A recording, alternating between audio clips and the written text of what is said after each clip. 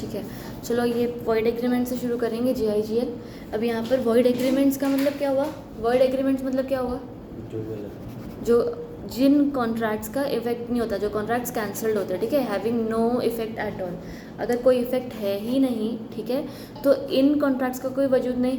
No buddy can create any obligation on any party, nobody can create any right over any other party. कोई किसी से कुछ मांग नहीं सकता, कोई किसी से कुछ पूछ नहीं सकता, वो आपके एग्रीमेंट्स वॉइड होते हैं। अब तक हमने जितना भी पढ़ा है ना, उसके अंदर हमने हर बार बाइफरकेट किया कि जब माइनर के साथ के कॉन्ट्रैक्ट्स वॉइड होते हैं, या अगर आप मेजर के साथ कर रहे हो, अनसाउंड माइंड के साथ कर रहे हो, तो हर कॉन्ट्रैक्ट का एक अपना अपना इफेक्ट है, right. So this entire topic is in a kind of a summary of the previous ones. ये सारे पॉइंट्स तुम्हें पढ़ने से और तुम्हें समझ में आ जाएगा। देखो, एग्रीमेंट बाय और विद अ माइनर और अनसाउंड माइंड और डिस्क्वालीफाइड वाला बंदा, तो ये सारे एग्रीमेंट्स क्या होते हैं? वॉइड होते हैं, करेक्ट। वही लिखा हुआ है, agreement under mistake of fact.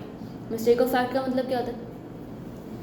तो मिस्टेक ऑफ वो था ना कि हमें फैक्ट ही नहीं पता, रियलिटी नहीं पता। मिस्टेक ऑफ फैक्ट यानी फैक्ट आप लोग करो। घोड़े वाला एग्जांपल दे रहे हैं।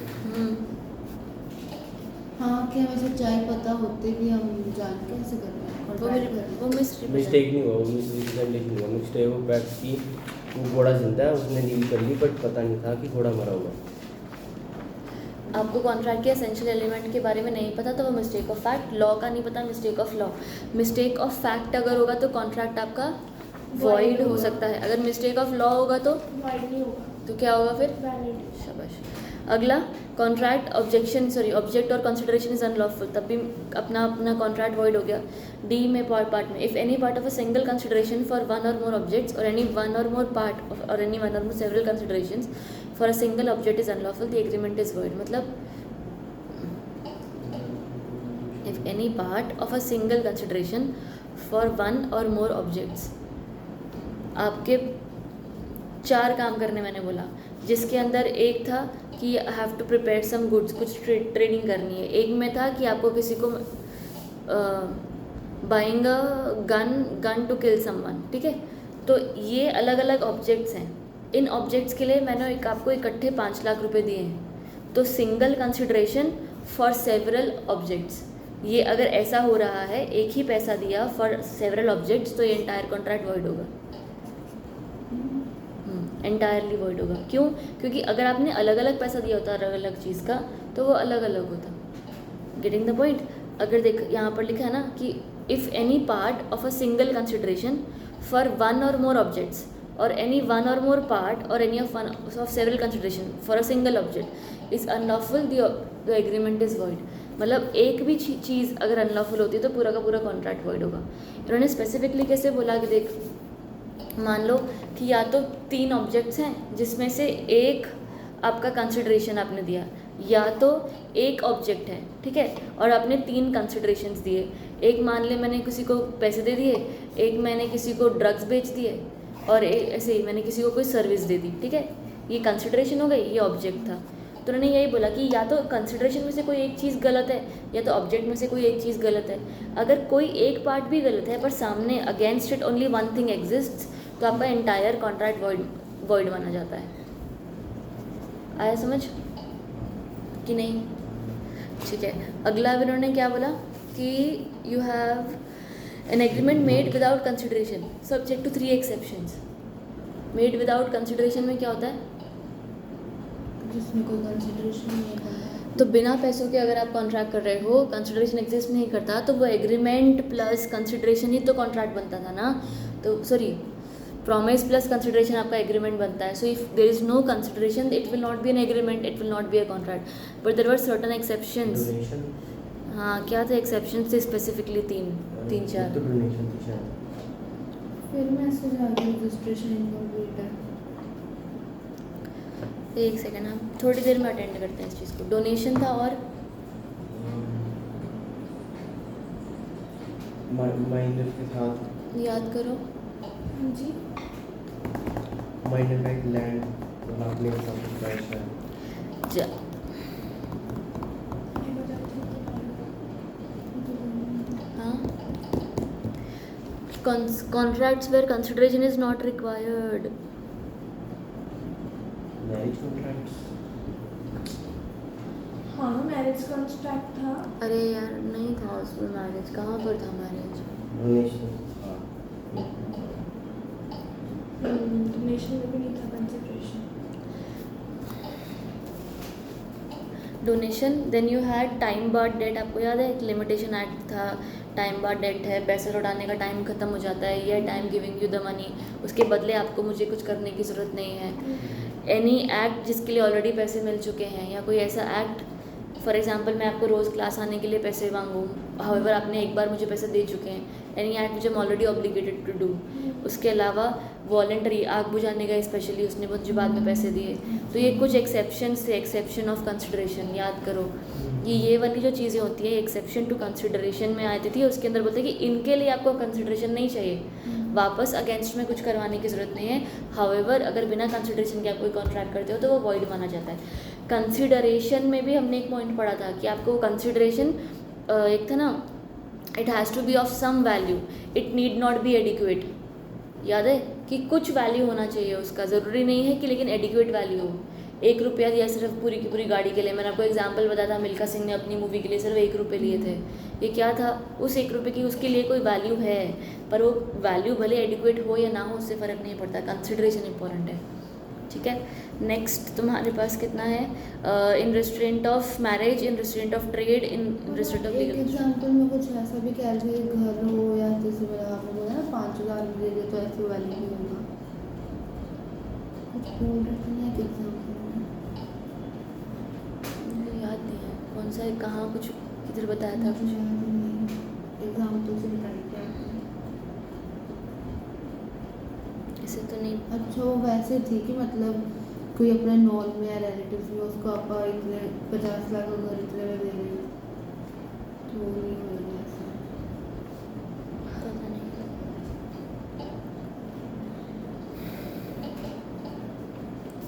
शायद वो गिफ्ट टू रिलेटिव्स में था कि वो चलता है, पता नहीं, वैलिड ही था कुछ ऐसा, मैंने को याद नहीं आ रहा, और नहीं है तो याद नहीं आ रहा। तो एनीवे यहाँ तक सब समझ में आ रहा है, कुछ ऐसा जो नहीं समझ में आ रहा। अभी 3 points, in restraint of marriage, in restraint of trade, in restraint of legal proceedings. In restraint of marriage, in restraint of marriage contract void होता है। इन रेस्टोरेंट ऑफ मैरिज क्या होता है? क्या मतलब अगर इन केस मैरिज में कोई कॉन्सिक्वेंस आते तो आप वो थोड़ी करोगे, केस थोड़ी कर दोगे उस पर। टॉपिक पढ़ो बच्चा, वॉइड एग्रीमेंट के बारे में हम पढ़ रहे हैं, कल ही पढ़ा था हमने, कल या परसों पढ़ा था पता नहीं। इन रेस्टोरेंट ऑफ मैरिज और एग्जाम्पल भी तो दिया था, तू ही तो बोल रहा था यार करण, याद करो। अगर आपको पैसे दिए कि भाई ये ले पैसे, इससे शादी मत करना, इन रेस्टोरेंट ऑफ मैरिज, ये वाले कॉन्ट्रैक्ट्स वॉइड होते हैं। इन रेस्टोरेंट ऑफ ट्रेड, मना किया है, पैसा दिया कि काम नहीं करना, in restraint of trade. In restraint of legal proceedings, in restraint of legal proceedings मतलब ये तो पैसे रख मेरे पर केस मत करना, ये लीगल प्रोसीडिंग्स। रिस्ट्रेंट मतलब कोई चीज़ को रोकने के लिए, ठीक है। तो वो बहुत सारे एग्रीमेंट्स वॉइड कहलाए जाएंगे। Agreement the meaning of which is not certain or capable of being made certain, मतलब सर्टेनिटी ही नहीं है, अगर क्लैरिटी सर्टेनिटी नहीं है तो फिर भी कॉन्ट्रैक्ट्स वॉइड माना जाता है। By way of wager, wagering contracts, betting contracts void हैं। इलीगल कहाँ पर है? Mumbai. An agreement to enter into an agreement in the future, ये मैंने तुमको बताया था। An agreement to enter into an agreement in future, आज हम कॉन्ट्रैक्ट कर रहे हैं ताकि हम कल को कभी फिर से कॉन्ट्रैक्ट करेंगे। इन दोनों केसेस में कहीं पर भी एक्चुअल कॉन्ट्रैक्ट नहीं हुआ है, सिर्फ एक प्रॉमिस हुई है कि we will enter into a contract. It is not a contract, it's a void one. An agreement to do an act impossible itself, अगर कॉन्ट्रैक्ट करना, परफॉर्म करना ही पॉसिबल नहीं है तब भी वो कॉन्ट्रैक्ट वॉइड माना जाता है। सो ये सारे points, it is nothing new, it is everything which is already studied. एक बार बस बुक खोलो घर जाके प्लीज़। अगला तुम्हारे पास when does a contract become void, तो एक कॉन्ट्रैक्ट के वॉइड बनने के हिसाब से अलग अलग तरीका होता है कि when does a contract become void. तो कुछ कॉन्ट्रैक्ट्स इनिशियली ही वॉइड होते हैं, इनिशियली मतलब जब किए गए। मान लो कोई इम्पॉसिबल कॉन्ट्रैक्ट है, कोई कॉन्ट्रैक्ट ऐसा है कि जादू दिखाएंगे, मुर्दे को खड़ा कर देंगे, कुछ भी। अगर कॉन्ट्रैक्ट ही इम्पॉसिबल है, पॉसिबल टू परफॉर्म है ही नहीं है, तो वो कॉन्ट्रैक्ट वॉइड एब इनिशियो होता है, शुरू से वॉइड होता है। पर अगर कोई कॉन्ट्रैक्ट मान लो later on mistake of fact हो गई, या वो घोड़ा मर गया था, या कोई भी लेटर ऑन भी कुछ कॉन्ट्रैक्ट्स वॉइड हो सकते हैं। अगर लेटर ऑन आपने कुछ सोचा कि आपका इंटेंशन बदल गया कि लेट्स डिसीव दिस पर्सन, तो ये कॉन्ट्रैक्ट्स फिर लेटर ऑन भी वॉइड हो सकते हैं। तो कॉन्ट्रैक्ट्स इनिशियली भी वॉइड हो सकते हैं, लेटर ऑन परफॉर्म करने के बाद भी वॉइड हो सकते हैं। देखो अभी contract an agreement not enforceable by law is void in initio. बढ़िया। A contract which ceases to be enforceable by law becomes void when it cease to be enforceable. मतलब मान लो कि कोई कॉन्ट्रैक्ट है जो वैसे परफॉर्म करना वैलिड है, कब आप परफॉर्म कर सकते हो, बट वंस अगर वो लॉ के हिसाब से मना हो गया कि नहीं नहीं अब परफॉर्म नहीं कर सकते, या लॉ मना करता है कि परफॉर्म नहीं कर सकते, तो even if it ceases to be enforceable by law it becomes void. एक बार यहाँ पे देखो section 2J of contract becomes void when by reason of some event which the promisor could not prevent, the performance of the contract becomes impossible. Example, by destruction of subject matter of the contract after formation of the contract. आया समझ कि subject matter जिस चीज़ का contract करना था वो चीज़ exist ही नहीं अगर करती तो फिर आपका कॉन्ट्रैक्ट वहीं पर ही वॉइड मान लिया जाएगा, इम्पॉसिबल टू परफॉर्म हो जाएगा। पक्का बात समझ में आता है। नेक्स्ट उन्होंने बोला contract becomes void by reason of subsequent illegality.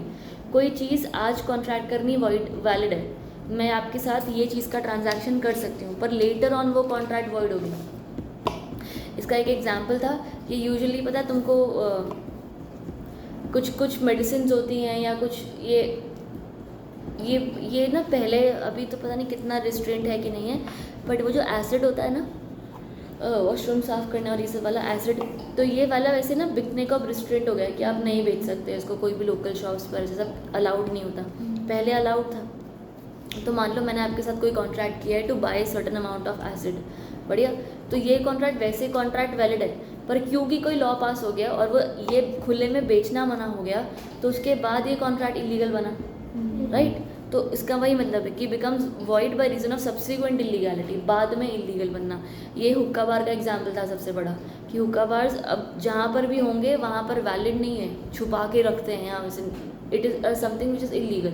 So if I have made a contract with somebody to open a bar of this nature, वो वैसे कॉन्ट्रैक्ट वैलिड था, अगर जजमेंट आ जाती है कि अब ये कॉन्ट्रैक्ट वैलिड नहीं रह सकता तो फिर वो contract by subsequent illegality void हो गया, ठीक है।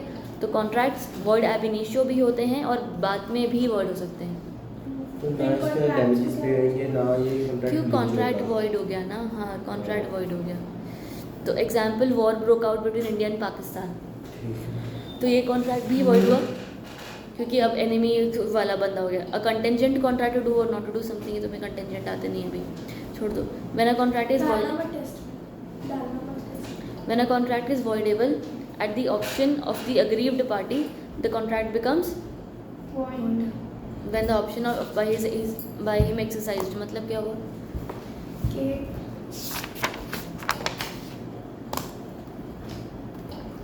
एक एग्रीमेंट की है, ठीक है, जो कि वॉइड है, बट आपने उस पर एग्री कर दिया है कि मैं आपको कॉन्ट्रैक्ट करूँगी, कोई बात नहीं, बट अगर जो बंदा कर रहा है बट वो वॉइड है, भले आपकी हाँ भी हो गई एग्रीमेंट के लिए, तब भी वो कॉन्ट्रैक्ट को वॉइड ही मान लेंगे, वैलिड नहीं होगा।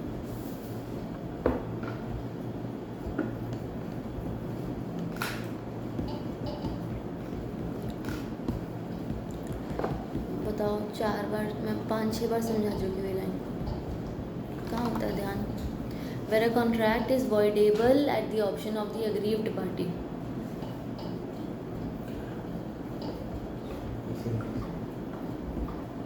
हाँ कि गोली रख दी कि हाँ भी मुझे बाइक बेच, इतने की बेच, अब ये भी बेच, तो बंदा आगे जाके उसको वॉइड कर सकता है कॉन्ट्रैक्ट को। बट अगर उसने कॉन्ट्रैक्ट कर लिया और पैसे ले लिए तो वो कॉन्ट्रैक्ट वैलिड हो जाएगा, ये वॉइडेबल वाला हुआ। Voidable contracts, correct. Voidable contracts वो कॉन्ट्रैक्ट्स होते हैं जो जिस बंदे के साथ ज़्यादती हो रहा है ना उसके ऑप्शन पर वॉइड होते हैं, इसलिए वो वॉइड एबल बोलते हैं उनको, कि अभी तक वो वॉइड हो नहीं है but they are able to be become void, ठीक है। So a contract which is voidable, कौन से कॉन्ट्रैक्ट्स वॉइडेबल होते हैं? जिनके में फ्री कंसेंट नहीं होता, या तो वो उबेरी में फेडी वाले कॉन्ट्रैक्ट से, जहाँ पर हमने बोला आउटमोस्ट गुड फेथ वाले कॉन्ट्रैक्ट से, ये 2 कॉन्ट्रैक्ट्स वॉइडेबल होते हैं, ठीक है। अब वॉइडेबल जो कॉन्ट्रैक्ट होगा उसके अंदर ये होगा जिस बंदे के साथ ज्यादती की जा रही है, that person can be forced to enter into a contract. If he enters into the contract will be a valid one. If he does not, does not mean it is a breach of contract. It means that he is resigned from the contract and it is void. ठीक है, तो वो contract void किया जा सकता है, पर सिर्फ at the option of the aggrieved party. जो दूसरा इंसान है, जिस बंदे ने बंदूक रखी थी उस पर, जिसके हाथ में बंदूक थी, उसके ऊपर तो कोई ज़्यादती नहीं थी, वो कॉन्ट्रैक्ट को ब्रीच नहीं कर सकता। He will have to enter into the contract अगर सामने वाले ने एंटर कर दिया तो। ठीक है, अगला तुम्हारा रेस्टिट्यूशन। रेस्टिट्यूशन मतलब क्या हुआ कि मान लो एक कॉन्ट्रैक्ट है वॉइड वाला, ठीक है, अब मैं अपने वो बार्स और हुक्का बार्स और ये सब के बारे में बात करते हैं। ठीक है, अभी मान लो ये बार है, मुझे खोलना है, ठीक। अब मैंने तुमसे सब डील कर लिया, तुम सप्लायर्स हो, कुछ सब तुमने मेरे को कमोडिटीज सप्लाई करी, मैंने उसके लिए तुम्हें सारे पैसे दे दिए, ठीक है, और मेरे पास कुछ कुछ सामान आ भी गया, ठीक है, तो I have given you money, you have given me the products, बढ़िया। लेटर ऑन ये कॉन्ट्रैक्ट क्या हो गया, सारा का सारा वॉइड हो गया, पर आपको और मुझे कुछ कुछ बेनिफिट्स मिले हैं। आपके अंदर कम से कम इतना तो लॉजिकल सेंस बनेगा कि अगर ये कॉन्ट्रैक्ट अब आगे जा ही नहीं सकता है तो जो भी बेनिफिट्स आपको या मुझे मिले होंगे वो वापस कर दिए जाने चाहिए। जिस भी इंसान को कोई भी जो भी एक्स्ट्रा बेनिफिट्स अगर मिले होंगे तो वापस कर दो ना, वापस कर देने चाहिए। ठीक है, अगर मैंने आपको कोई पैसे दे दिए और अचानक से कॉन्ट्रैक्ट इलीगल हो गया तो you have to as per the जैसे बेसिक लॉ ऑफ जस्टिस जो होता है ना, बेसिक इक्विटी एंड जस्टिस के हिसाब से आपको पैसे मुझे वापस करने हैं, विच इज़ रेस्टिट्यूशन। सामने दूसरे बंदे को वापस से उसी पोजीशन पर लाकर खड़ा कर देना, रेस्टिट्यूट हिम, ठीक है, to the original position. Getting the point? तो रेस्टिट्यूशन मतलब when a contract becomes void it is not to be performed by the party, है ना, किसी को भी परफॉर्म करने की ज़रूरत नहीं है। But if any party has received any benefit under such a contract from the other party he must restore it or make compensation for it to the other party. Example में दिया हुआ A agrees to sell to B after 6 months a certain quantity of gold and receives 500 as advance. Soon after the agreement private sales of gold are prohibited. मान लो gold बेचना मना कर दिया गया तो जो 500 रुपये उसने दिए थे वो वापस करने पड़ेंगे। The contract becomes void A must return the sum of 500 to B. बढ़िया आया? जो भी आपने एक्स्ट्रा बेनिफिट लिया है अगर वो कॉन्ट्रैक्ट इन्फोर्स नहीं किया जा सकता तो रिटर्न कर दो पैसे।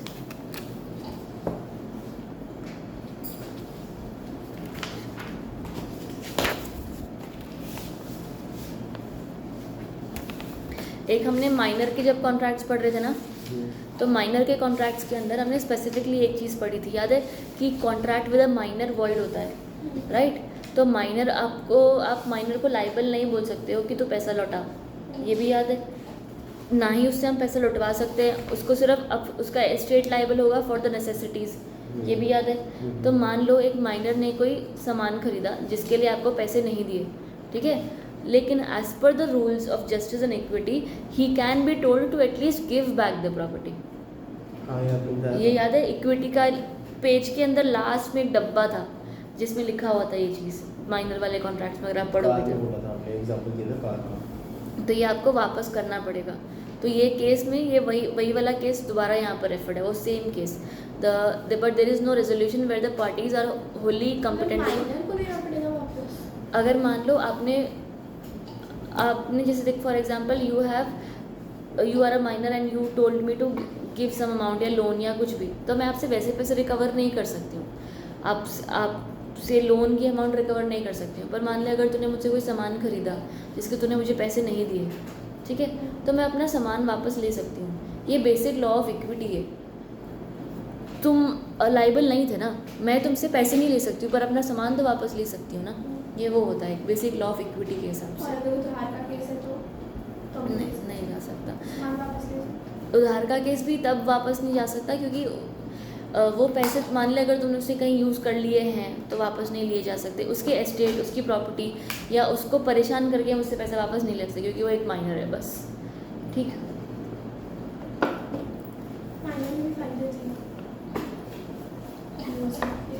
so but there is no resolution where the parties are wholly incompetent to contract. Example, minor. The minor cannot be asked to restore the benefits. Example, a minor borrowed rupees 1000 from B.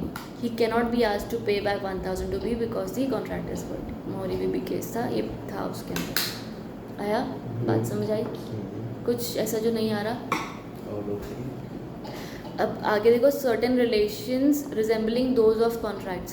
पहला, nature of quasi contract. Quasi contracts जो होते हैं ना, ये contracts ऐसे होते हैं जो एग्जैक्टली कॉन्ट्रैक्ट होते ही नहीं है, पर इनको लाइक कॉन्ट्रैक्ट बोला जाता है। यानी कि इस तौर पे कोई एक ऐसी ट्रांजैक्शन हो रही है जो कॉन्ट्रैक्ट की नेचर की है, पर कॉन्ट्रैक्ट नहीं है अपने आप में। ठीक है,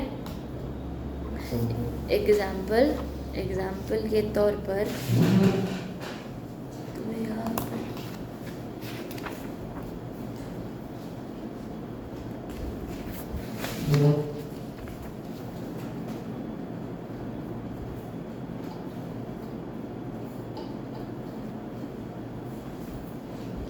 kind of contract but not the real contract.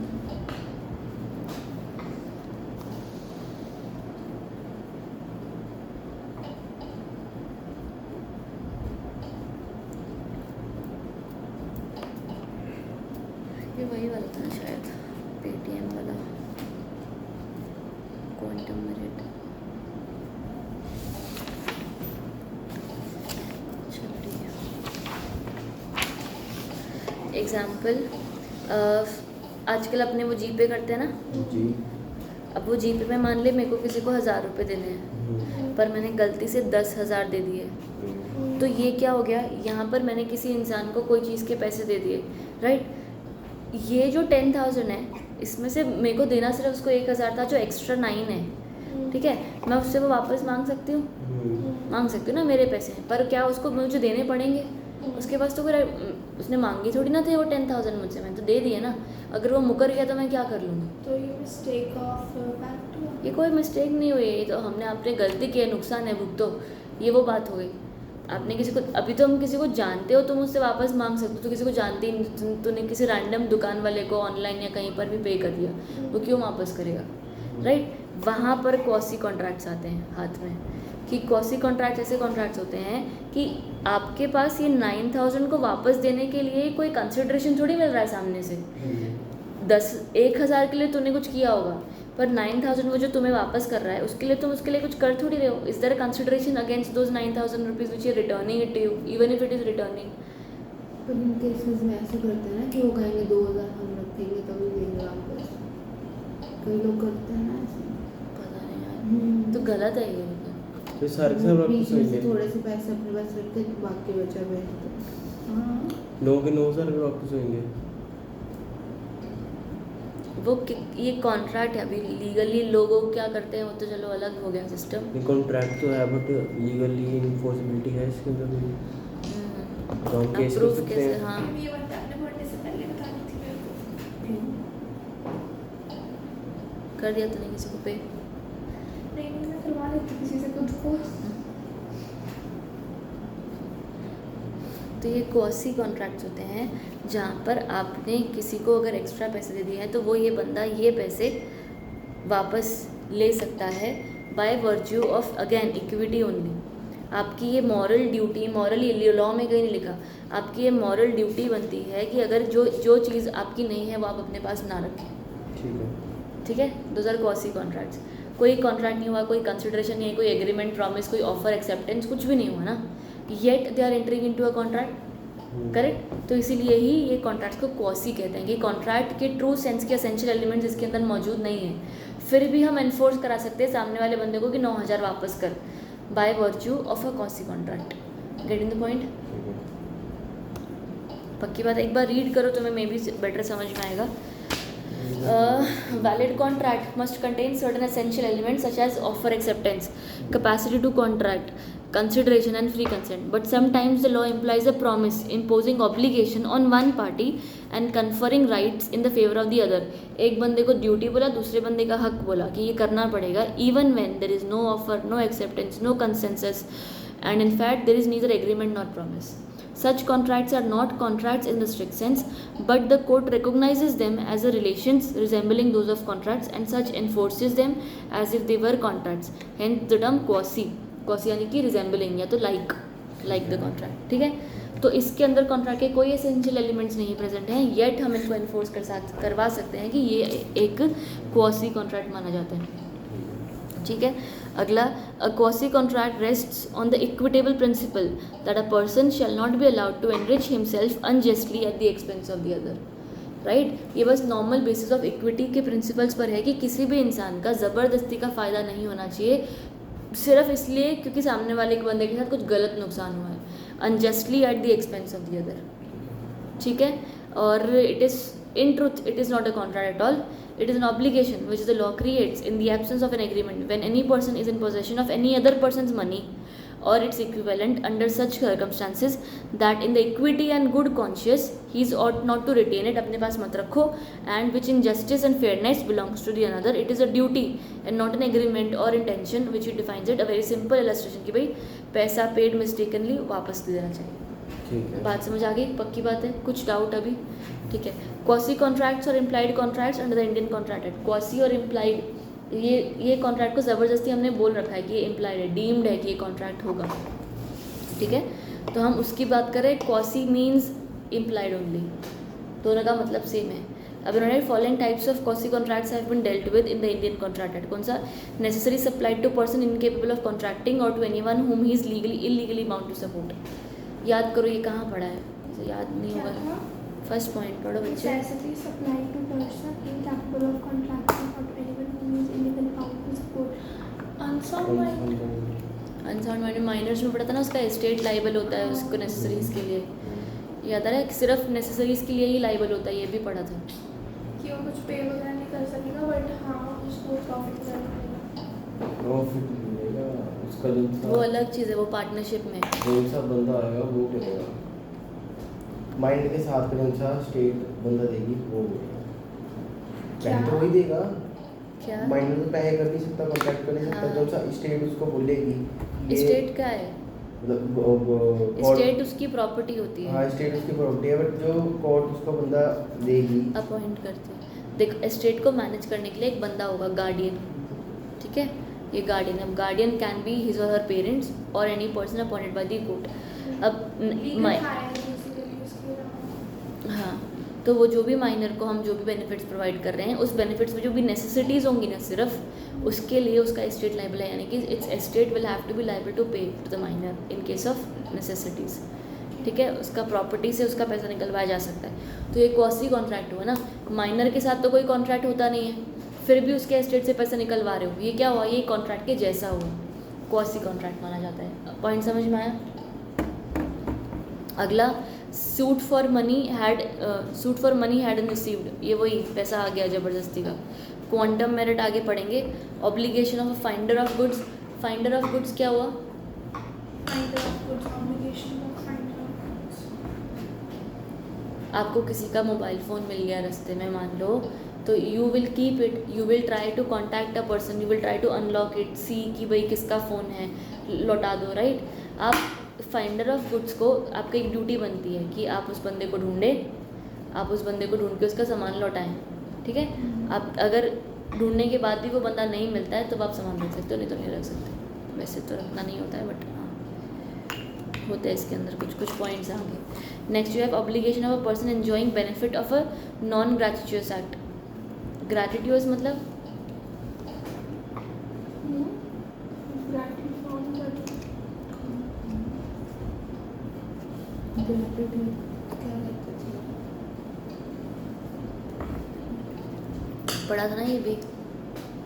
ग्रैटिट्यूअस मतलब वो चैरिटी कि ऐसा कोई काम जिसके बदले मुझे कुछ नहीं चाहिए, ठीक है। तो अगर ये नॉन ग्रैटिट्यूअस एक्ट के अंदर आप कोई बेनिफिट कर रहे हो तो इसका तो मतलब आपको पैसे लौटाने पड़ेंगे ना। नॉन ग्रैटिट्यूअस है, बढ़िया, लौटाने चाहिए पर नहीं। Obligation of a person enjoying benefits of a non gratuitous act, वो वाली चीज़ें। अब ये आगे सब आएगा तुम्हें इसके बेटर तरीक़ों से, बट ठीक है, यहाँ तक समझ में आया। आज काउंसलिंग की बात ही कर रहे हैं। ये ख़त्म करेंगे ना, पहले इसका टेस्ट है ना, एक और तो करना है। डिस्चार्ज खत्म, discharge. You haven't even studied आधा घंटा। इंडेमनिटी से पहले चलो नेसेसरीज ध्यान दो। नेसेसरीज मतलब क्या हुआ? एक माइनर के लिए हम बात कर रहे हैं कि माइनर की नेसेसरीज एज सच जो भी इंसान को रहने basic living standard of living के लिए जो चीज़ें चाहिए उसके लिए, हाँ हाँ वो सारी चीज़ें जो भी होगी आपकी, वो सारी चीज़ों के लिए इस स्टेट इज लाइबल। तो बस सेम दोबारा हम लोग पढ़ेंगे। Contracts by minors and persons of unsound mind are void. However 68 of the Indian Contract Act provides that their estate are liable to reimburse the trader who supplies them with necessaries of life. बढ़िया।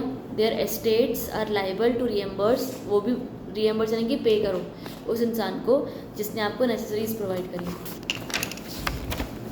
Reimburse मतलब पे back. ठीक।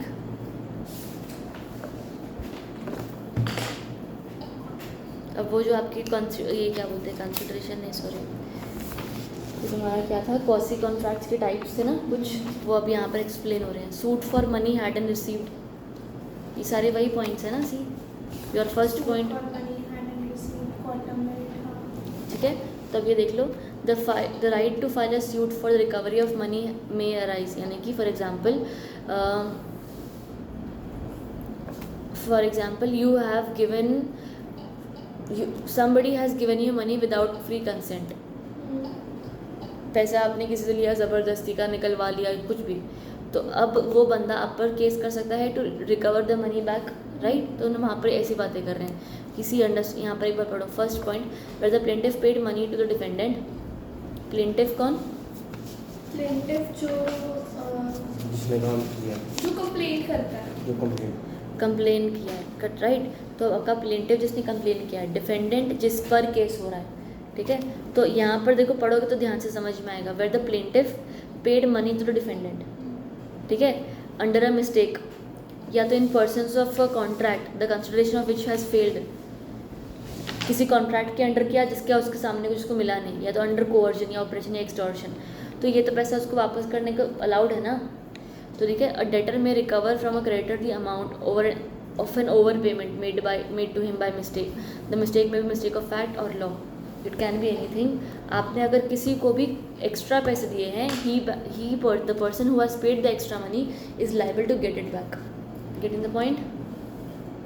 अगला B point, the party to a third party of money which another is bound to पे।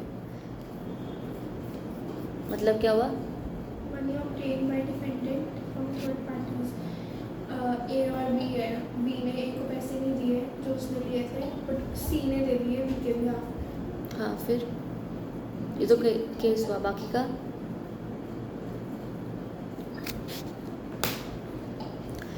ए ने अपने पैसे से रिकवर हाँ करेगा। हाँ हाँ, ए ने बी को पैसे दे दिए सी के बिहाफ पर, राइट। तो अब सी के बिहाफ पर दिया ना, तो now C is liable to pay to A, right. A C से रिकवर करेगा। हाँ हाँ, गेटिंग द पॉइंट। तो यहाँ पर भी वही हुआ कि किसी और के पैसे की वजह से आपने किसी और को पैसे दे दिए, तो you are liable to get the money back. Getting the point कि नहीं? अगला पॉइंट तुम्हारा, ठीक है, money obtained by defendant from third parties, ये भी वही हो गया, केस फाइल्ड। देखो, for example, where an agent has obtained a secret commission or a fraudulent payment from a third party, the principal can recover the amount from the agent. आया समझ? आप extra benefit आपने कोई कमाया है किसी job के अंदर या एक्सेट्रा, तो you are liable to pay the money to the principal, to your boss या जो भी। क्लैरिटी? कोई डाउट कहीं पर भी? श्योर हो? Everything clear here up till now? The suit for money had and received any amount which you have received or you have paid other than your basic obligation is bound to be received back to the original person जिसको मिलनी चाहिए, ठीक। Very good. अब quantum merit आ जाओ। Quantum merit का मतलब देखो क्या होता है ना, अगर आपने किसी इंसान के साथ कोई कॉन्ट्रैक्ट किया है, ठीक है, और उस कॉन्ट्रैक्ट को आपने इंटायरली अंडरगो नहीं किया, मान लो 6 महीने की कोई सर्विस का कॉन्ट्रैक्ट था, जिसमें से 2 महीने का तो आपने काम कर दिया, पर बाकी के 4 महीने आपने नहीं किया, कॉन्ट्रैक्ट वॉइड हो गया या रिसाइंड हो गया या ब्रीच हो गया, कुछ भी हो गया, ठीक। मैंने आपके लिए 2 मंथ्स का काम किया और मैंने बाद में कॉन्ट्रैक्ट ब्रीच कर दिया कि मैं बाकी के जो भी बचे हुए 4 महीने हैं मैं कुछ नहीं करूँगी, करेक्ट। तो यही तो मुझे तुमको कंपेंसेशन देनी पड़ेगी क्योंकि मैंने ब्रीच किया है, बढ़िया बात है। तो यहाँ तक तो आपको समझ में आ रहा है। पर दी अनदर पॉइंट इज़, वो जो मैंने 2 महीने काम किया है उसका तो मुझे पैसा मिलना चाहिए ना। Even if I've breached the contract, I am liable to receive the money for the work which I've already done for you. Getting the point? That is what is quantum merit. Quantum it's में पढ़ा था पीछे. Okay. But अगर जो सा damages होंगे वो पे करना है, वो अलग बात है. अगर इससे ज़्यादा हुए, सैलरी से ज़्यादा हाँ हुए, तो कोई बात नहीं, फिर वो पर डैमेजेस से ज़्यादा नहीं होंगे. तुम्हारा नुकसान तुम्हारे फ़ायदे से ज़्यादा तुम्हारा नुकसान कैसे हो जाएगा? लाइक 6 महीने का काम है, हमने 2 महीने करा, हाँ 6 महीने का काम था लाख रुपए का, एक महीने की सैलरी 10,000 रुपये. तो सैलरी तो मिलेगी ना. आगे तो मैंने 20,000 काम तो वो किसी और से करवा सकता है 20,000 ना. मिल गई, 80,000 तो फिर भी पेंडिंग है. ऐसे नहीं होता है, ऐसे नहीं होता है. 80,000 थोड़ी पेंडिंग है. अगर उसने 6 लाख का काम था किसी और से, तो किसी और से तो करवाएगा ही ना वो. नुकसान का मतलब ये नहीं कि काम ही नहीं हुआ. आपको क्या कंपनसेशन मिलनी चाहिए एडिक्वेट. काम तो हुआ, हाँ. तो किसी और से करवा लिया आपने. अगर किसी और ने मान ले कोई काम 2 लाख का था, अब कोई और वही काम 2,10,000 2,20,000 में कर रहा है, तो कंपनसेशन सिर्फ उतने के लिए मिलता है जो तुम्हारा एक्स्ट्रा नुकसान होता है. इसका क्या मतलब है? The contract has to be indivisible and the payment can be demanded only on the completion of the contract. मतलब कॉन्ट्रैक्ट अगर 6 महीने का है, हमने काम 2 महीने का किया है, तो तब भी हमें पैसे भी नहीं मिलेंगे. हाँ ये पढ़ लेते हैं, ये इस पढ़ते हैं ना इसको शुरू से ही. यहाँ तक समझ में आया. क्वांटम मेरिट का वैसे मतलब समझ में आया. ठीक है. अब अगला देखो, फर्स्ट पॉइंट देखो. The expression quantum meruit literally means as much as earned. जितना आपने कमाया है उतना आपको मिलना चाहिए और रीजनेबल रेम्यूनरेशन मिलनी चाहिए. It is used when a person claims reasonable remuneration for the services rendered by him when there was no express promise. When there was no express promise to pay the definite remuneration, thus the law implies reasonable compensation. हर महीने की अगर मैंने bifurcate करी होती तो पता होता. अगर नहीं पता है तो हम रीजनेबली देख लेंगे कि कितना मिलना चाहिए, कितना उसने काम किया, एक्सेट्रा. ठीक है. So thus the law implies reasonable compensation for the services rendered by a party if there are circumstances showing that there has to be paid for. ठीक है. The general rule is that, general rule यानी कि ये जो चीज़ paragraph बोली है ना, ये पैराग्राफ क्वांटम मेरिट के अलावा बोला है कि जनरली ऐसा होता है कि आपको सारा काम करने पर पैसा मिलता है. ठीक है. तो अगर ऐसा नहीं हो पा रहा है तो क्वांटम मेरिट आएगा. बात समझ में आई? तो general rule is that for a party to a contract has not lawfully performed what the contract demands as a condition of payment, he cannot sue for payment for that for which is done. Generally अगर आपने मुझे कुछ product supply करने को बोले हैं, मैंने वो करे ही नहीं है, तो मैं बोल नहीं सकती ना कि मेरे को पैसा दो. राइट. तो जनरली यही होता है. But the contract has to be indivisible and the payment can be demanded only on the completion of the contract. तो वैसे केसेस में आपका जो कॉन्ट्रैक्ट होगा ना, वो होना ही ऐसा चाहिए कि डिवाइड नहीं हो सकता है या कुछ ऐसा. मान लो अब मैंने तुम्हारे साथ एक कॉन्ट्रैक्ट किया ये टेबल खरीदने का. ठीक है. अब ये टेबल अगर खरीदना है, सब कुछ कॉन्ट्रैक्ट हो गया, ये टेबल तुम्हें कम से कम 2 लाख का पड़ेगा. बढ़िया. और मैंने कॉन्ट्रैक्ट ही नहीं किया, मैंने आधा काम किया, मैंने आधा तैयारी भी करी, सामान की, सब कुछ किया. And now I am not trying able to supply you the goods. मैं टेबल दे नहीं पा रही हूँ, तो मैं तुमको स्यू कर सकती हूँ क्या कि नहीं कुछ पैसे, कुछ काम तो मैंने किया है ना, कुछ तो पैसे दो. नहीं कर सकते ना, क्योंकि मैंने तुम्हें सामान दिया ही नहीं. जिस सामान के बदले मुझे पैसे मिलने थे वो मैंने सामान दिया ही नहीं. तो ये थोड़ी, ऐसा भी थोड़ी होगा कि अच्छा ठीक है जितना हुआ है, खाली मेरे पास इसकी टांगे रेडी, उतना ले लो, उसके पैसे दे दो. ऐसा तो नहीं पॉसिबल. राइट. तो ये कॉन्ट्रैक्ट जो है ये डिविजिबल कॉन्ट्रैक्ट है, नहीं कॉन्ट्रैक्ट है ना. इस कॉन्ट्रैक्ट के पैसे तभी मिलने थे जब कॉन्ट्रैक्ट खत्म होता, जब गुड्स सप्लाई होते. तो अगर ऐसा होता है तो जनरल केसेस में आप स्यू नहीं कर पाते हो. पर क्वांटम मेरिट वाले कॉन्ट्रैक्ट्स एक ऐसा केस बनाते हैं, एक ऐसी सिचुएशन बनाते हैं जहाँ पर डिविजिबल भी होगा और आधे बेनिफिट्स के लिए पैसे लिए जा सकते होंगे. राइट. तो अगर मैंने तुम्हारे 2 महीने का काम किया है तो वो 2 महीने के पैसे मैं ले सकती हूँ, अगर वैसा कॉन्ट्रैक्ट है तो.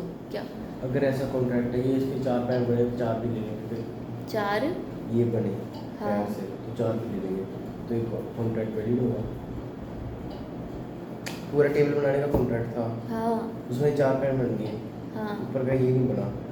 तो हाँ ठीक है. If at all that they enter into a contract, तो प्रैक्टिकल देख रहा है ना, तो ऐसे एक्स्ट्रा केस लॉज में जा रहा है. अगर तो प्रैक्टिकली देखोगे तो हाँ ये कॉन्ट्रैक्ट बन सकता है. हाँ, क्योंकि 4 पैर ले ले, हाँ उसके पैसे दे, फिर पैसे मांगने पड़ेंगे आपको, देने पड़ेंगे. जितना अगर ना बेनिफिट दे- आपको, अगर हम ना दें फिर शू होगा, फिर यू कैन फाइल अ ये केस. केस हो सकता है. मैं तो बोलूँगा कि मुझे पूरा टेबल चाहिए, इन्हें पूरा टेबल तो दिया. जितना आपको बेनिफिट किसी और से मिला है extra, you are liable to pay for it. मैं वही तो बोल रही हूँ बार करा है. अगर आपने किसी का फ़ायदा उठाया है तो उसका पैसा दोगे ना. अगर तूने किसी से ये पैसे लिए, ये उसने जो मेहनत की है, तुमने उसका वो सामान ले लिया उससे, तो उसको पैसे नहीं देगा उसके। अगर लिए ये भी नहीं लिया मैंने, हाँ तो पैसे क्यों देगा फिर जब लिया ही नहीं सामान तो। लॉजिकली देखना कि क्या हो रहा है यहाँ पर। चीज़ों को पढ़ो, तुम पढ़ नहीं रहे हो, वही दिख रहा है पढ़ नहीं रहे हो। Where one party who has performed part of his contract is prevented by the other from completing it, he may sue on a quantum merit for the value of what he has done. अगर एक इंसान कोई contract provide कर रहा है, अगर उसने आधा काम कर दिया है तो बाकी के आधे के वो पैसे मांग सकता है, इतना ही है। The claim of a quantum meruit arises when one party abandons the contract. एक बंदे ने अपना कॉन्ट्रैक्ट छोड़ ही दिया तो ही क्वांटम मेरिट आएगा कि जितना काम किया उतना। One party abandons the contract और accepts the work done by another under a void contract। एक इंसान मेन कॉन्ट्रैक्ट आधा छोड़ देता है और बाकी का वाला बंदा आधे काम को एक्सेप्ट कर लेता है तो ही क्वांटम मेरिट आता है। आई बात समझ? क्वांटिटी, क्वांटम मतलब उतनी क्वांटिटी, मेरिट मतलब फ़ायदा, जितने क्वांटिटी का तुम्हें फ़ायदा हुआ है उसका पैसा दो। आई बात समझ? पक्की बात है। अगला, the party in default may also sue on a quantum meruit for what he has done if the contract is divisible, बांटा जा सकता है।